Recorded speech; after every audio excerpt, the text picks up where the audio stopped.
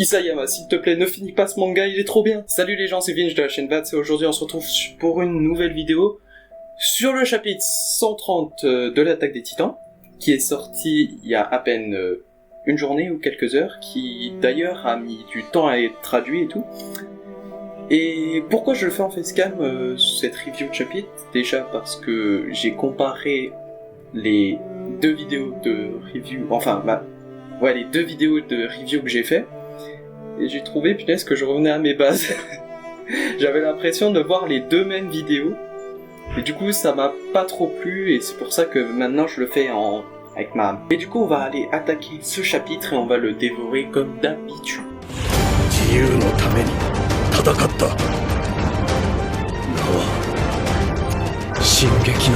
Tout d'abord, bien sûr, ce chapitre commence par la situation qu'on avait déjà avant, c'est-à-dire l'alliance, avec Annie, Mikasa, Armin, Jean, les Azumabito et tout.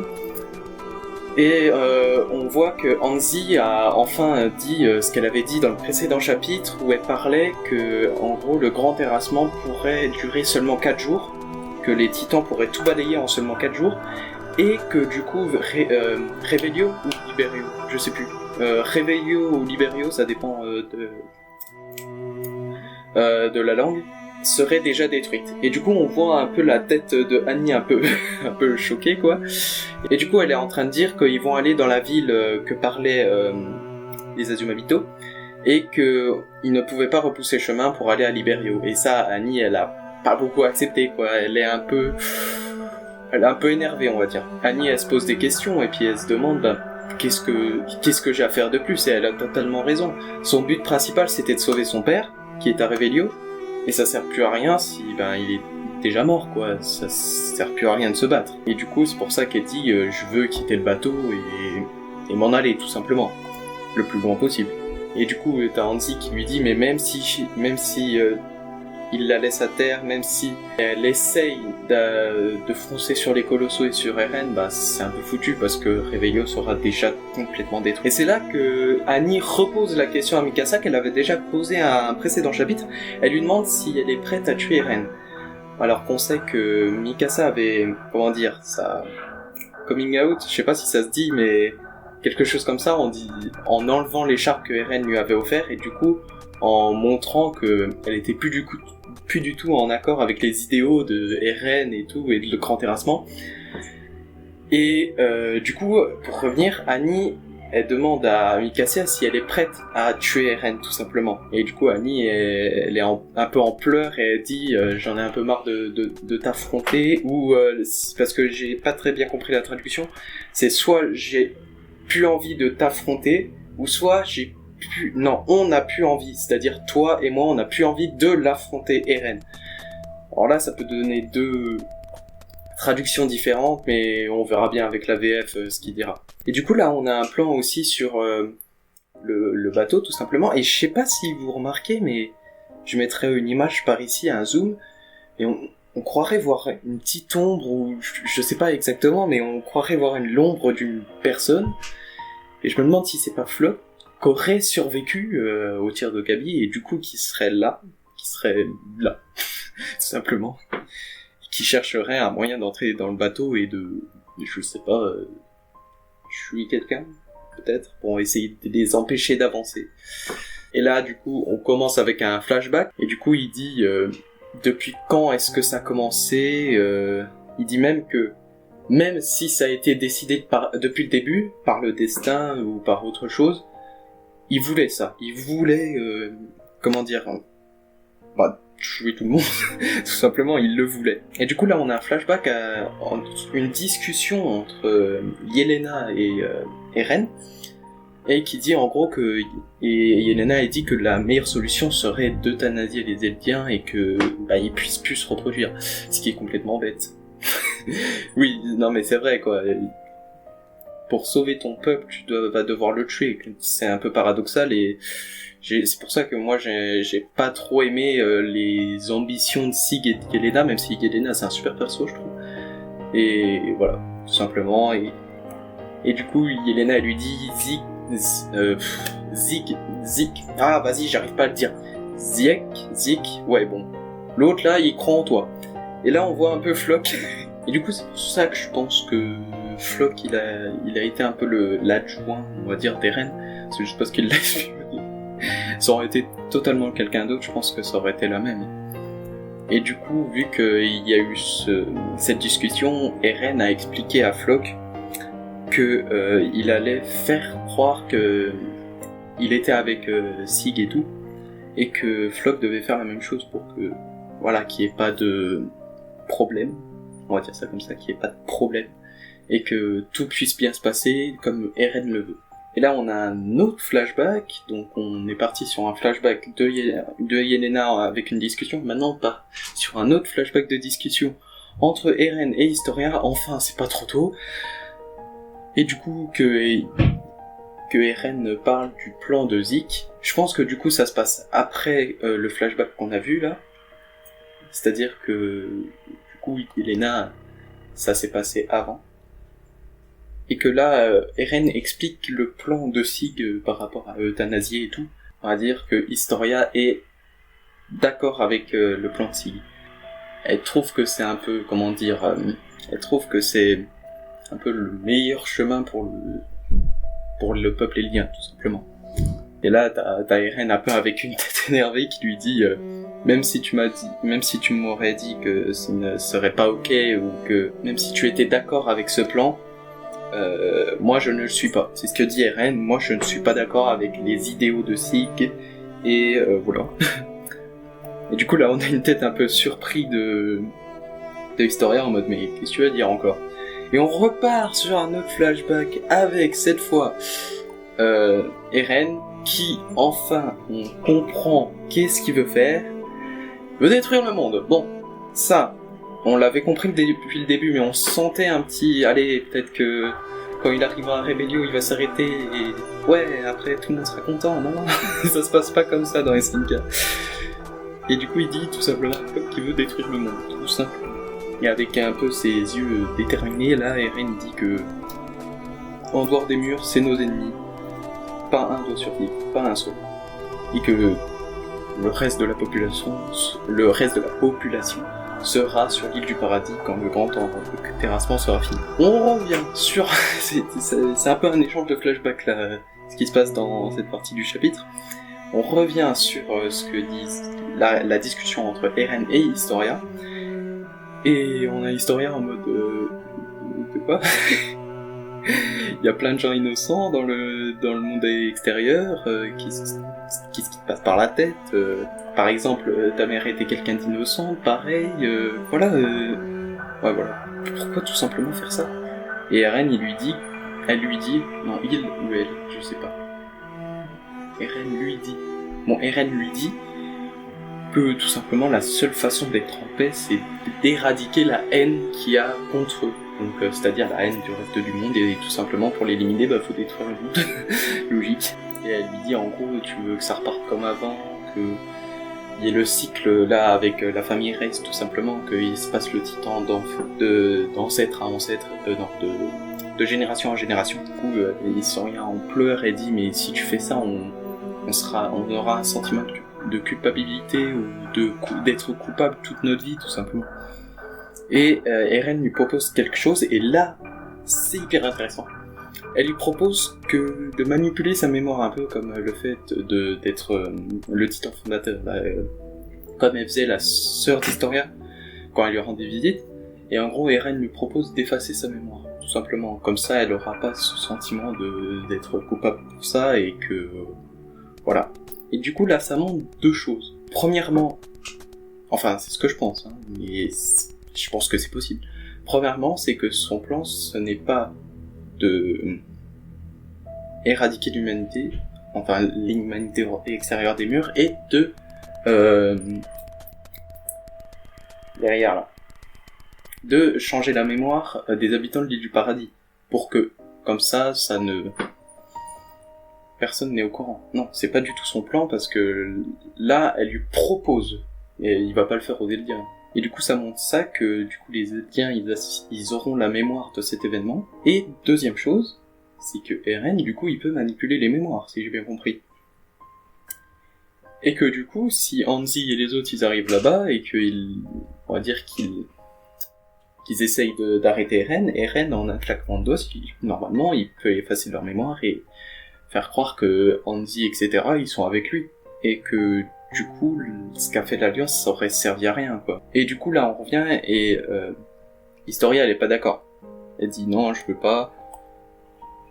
Et là, Eren, il fait une référence, oui. Une référence à ce qui s'est passé à la saison 2, ou 3, je sais plus, saison 3, je crois, par rapport au fait que Historia l'a sauvé, vu que de base elle devait le manger, etc. Et en gros, le très sympathique Eren dit tu m'as sauvé, j'ai été sauvé par la pire fille du monde. Bon... Ouais, ça se voit qu'il l'aime pas trop. Et là, on passe sur un autre flashback. C'est un chevauchement de flashback, ce chapitre, c'est incroyable. Qui est une discussion entre Sig et Eren. Donc, en gros, si j'ai bien compris, la discussion entre Yelena et Eren s'est passée en premier. Ensuite, il y a eu la discussion entre Historia et Eren. Et ensuite, la discussion entre Zeke et Eren. Dans l'ordre chronologique, normalement, c'est ça. Et du coup, là, on a une discussion à propos des Ackerman. Par rapport à leur mot de tête que Mikasa a et que même aussi Levi, je crois qu'il en a eu. Et en gros, Eren lui a parlé de ça et Sig il en fait quelques déductions. Le fait que les Ackerman devraient protéger du coup leur maître, on va dire leur maître, même si c'est pas tellement leur maître exactement. Et du coup, et là il mentionne par rapport à Mikasa et Eren, du coup il dit que en gros il donne son avis comme quoi il pense pas que le fait que Mikasa l'ait suivi dans cet enfer et l'ait suivi dans tout ce qu'il a fait est une cause de ce qui fait d'elle une Ackerman. Et là on a une petite scène une scène assez touchante où Zeke il dit tout simplement c'est pas parce que c'est une Ackerman que elle allait te suivre tout simplement. C'est parce que juste elle t'aime. Et là, oh là là, tous les gens qui ont pensé ça, et ben ça y est, c'est fini. Ils vont le rabâcher à chaque fois. Et du coup là on a la confirmation que le fait que, je crois que c'était au chapitre 113 ou 114, où Eren en gros il disait que juste elle suivait Eren, Mikasa suivait Eren, parce que c'était dans ses gènes, parce que c'était une Ackerman. Mais en gros, il disait ça pour juste les éloigner.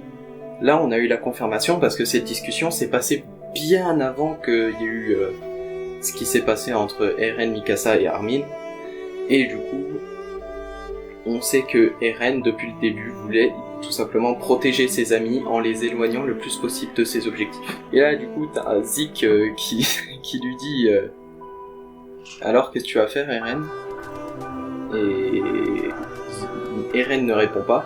Au bout d'un moment, Eren il dit j'ai plus que 4 ans à vivre.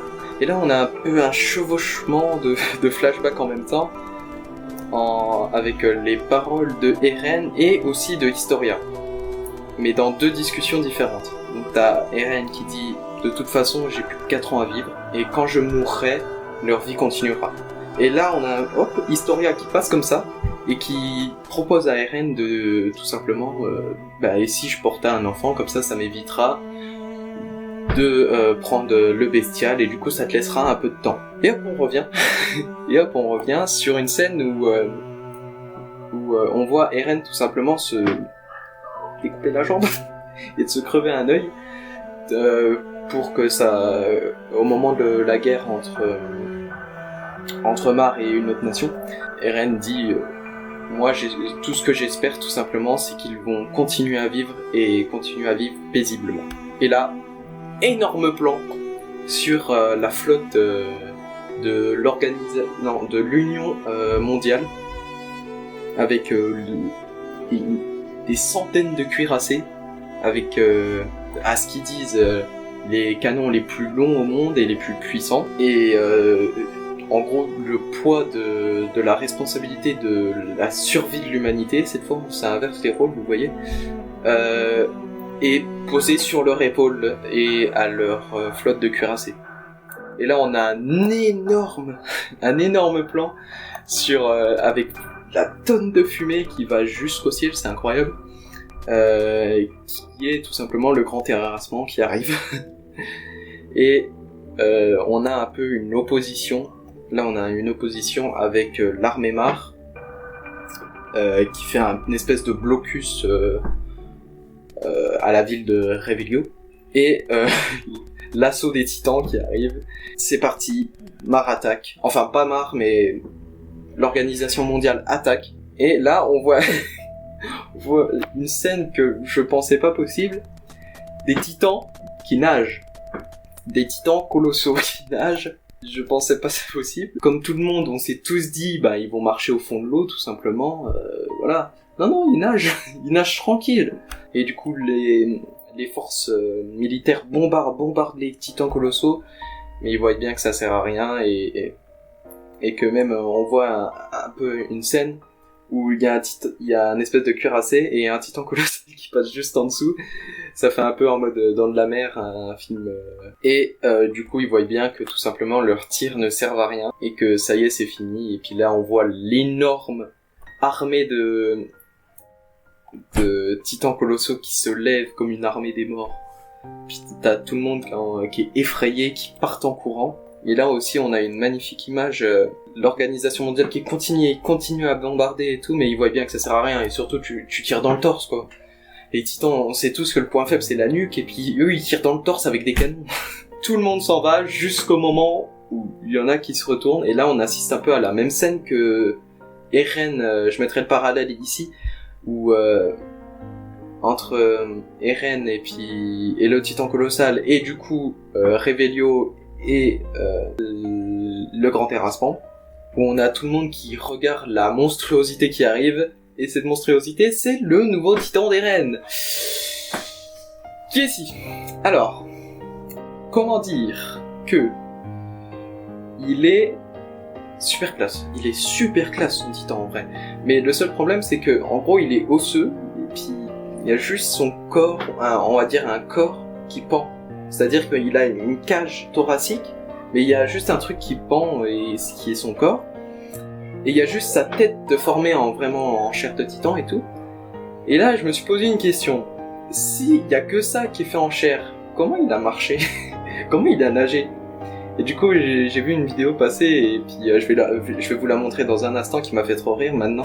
Marquez que maintenant que vous êtes mouillé, chef, vous feriez aussi bien de vous baigner. Me baigner, c'est quand même la guerre, les gars, faudrait pas l'oublier. Pendant qu'on est là, il y en a qui se battent. Bah oui, chef, mais on serait ailleurs, ils se battraient aussi. Moi, je suis sûr que ça vous ferait du bien. Surtout avec vos responsabilités, tout ça, hein. Un petit bain pour le chef, un petit bain pour le chef, un petit bain pour le chef, un petit bain pour le chef, un petit bain pour le chef, un petit...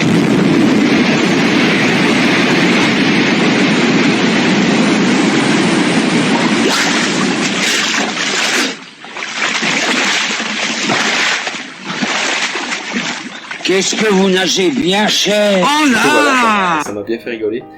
Et c'est à ce moment-là que tout le monde se retourne et ils disent non, ce n'est pas possible, c'est le titan assaillant. Alors au début, j'avais mal compris la traduction, je croyais que c'était l'attaque des titans, mais je me suis dit attends, il y a un problème, c'est pas ça. Et je me suis rappelé du truc qu'ils avaient pas fait la même traduction en japonais et en français. En japonais c'est Shingeki no Kyojin et en français c'est l'attaque des titans, alors que Shingeki vas-y, j'arrive pas à le dire. Shingeki no Kyojin, ça veut dire le titan assaillant, mais c'est aussi plusieurs autres significations. Mais c'est vraiment la traduction. Et du coup on a un énorme plan sur le visage du titan d'Eren qui a un peu un bout de bouche bizarre qui ressemble un peu au titan charrette, je trouve, le bout de sa bouche. Mais sinon qui est incroyablement stylé. Avec des grandes oreilles, mais incroyablement stylé. Et là, on a la phrase que Eren Kruger avait dit, depuis tout temps et depuis toujours, sans se stopper une seule fois, il continue à avancer, ce qui fait référence au titan assaillant. Et là, on a une énorme image de tous les titans colossaux qui arrivent sur la ville et qui foncent dedans. Et Eren, un peu comme ça, là, c'est un peu bizarre sa position, je sais pas pourquoi. Et aussi on voit que là au niveau de ses bras là, juste là, il a un peu soit des os ou des espèces de ligaments, je sais pas ce que c'est, qui le relient au pic qu'il a sur sa cage thoracique. Qu'est-ce que je dis? Thoracique. Et voilà, le chapitre se finit là-dessus. Alors pour moi, ce chapitre, on n'a pas énormément avancé, vu que ça a été la moitié du chapitre, ça a été un flashback, enfin plusieurs flashbacks. Mais ces flashbacks, ils ont été intéressants parce que là, on voit enfin que c'est confirmé que Eren peut défoncer tout le monde. Et on a aussi enfin l'histoire entre Eren et Historia et comment c'est arrivé que Historia soit d'accord avec son plan. Et du coup, j'ai toujours pas compris si elle était réellement d'accord avec ce que Eren fait. Mais du coup, je pense que elle est pas au courant. Je pense pas qu'elle soit au courant que Eren est en train de faire le grand avancement en ce moment. Enfin, au moment où il l'a déclenché, c'est sûr qu'elle était au courant parce qu'elle a entendu tout. Mais je pense pas qu'elle savait qu'elle allait le faire dès maintenant. C'est pour ça que je pense qu'elle avait fait un enfant et tout. Et que ça pouvait retarder le grand terrassement et essayer de trouver une autre solution. Eren, lui, il a pas attendu. Bah, c'est parti, grand terrassement, tout le monde meurt. Et aussi, du coup, on a enfin vu la monstruosité qu'est le titan d'Eren. Et aussi le fait que des titans savent nager. Ça, c'est une information qu'on pouvait pas tellement savoir, mais voilà, ça fait une info en plus. Les titans peuvent nager, tout simplement. Et je sais pas si c'est Eren qui, lui, leur a donné l'ordre de nager, tout simplement, ou c'est eux-mêmes qui ont tout simplement nagé. Bon bah voilà, j'espère que ce chapitre et aussi cette review vous a plu. N'hésitez pas à vous abonner, bien sûr, n'hésitez pas à lâcher un petit like, n'hésitez pas à partager cette vidéo et n'hésitez pas à lâcher un commentaire. Et bien sûr, n'hésitez pas à regarder d'autres vidéos de la chaîne. Ça fait beaucoup d'hésitation, mais vous pouvez y arriver. Allez, je vous laisse sur cette fin. Bonne journée à tous. Ciao!